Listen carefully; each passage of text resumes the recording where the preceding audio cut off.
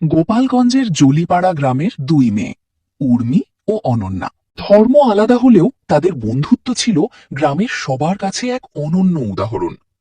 উর্মি একজন মুসলিম পরিবারের মেয়ে, আর অনন্যা একজন হিন্দু পরিবারের মেয়ে। ঈদের সময় উর্মি নিজের হাতে রান্না করা সিমাই আর পায়েস নিয়ে অনন্যার বাড়ি যেত। আবার দুর্গাপূজার সময় অনন্যা উর্মিকে নিয়ে পূজা মণ্ডপ ঘুরে দেখাতো, প্রসাদ খাওয়াতো। ছোটবেলা থেকেই তারা একই স্কুলে পড়তো। একসঙ্গে স্কুলে যাওয়া, পড়াশোনা করা, মাঠে খেলাধুলা, নদীর ধারে গল্প করা, সবকিছুতেই তারা ছিল একে অপরের ছায়াসঙ্গী। দুই পরিবারের মানুষও তাদের এই সুন্দর বন্ধুত্বকে সম্মান করতেন। একদিন গ্রামের কয়েকজন তাদের ধর্ম নিয়ে কটু কথা বলার চেষ্টা করল। উর্মি শান্তভাবে বলল, বন্ধুত্বের কোনো ধর্ম নেই, মানুষের ভালোবাসাই সবচেয়ে বড় পরিচয়। অনন্যা হাসি মুখে উত্তর দিল, তুই শুধু আমার বান্ধবী না, তুই আমার বোন।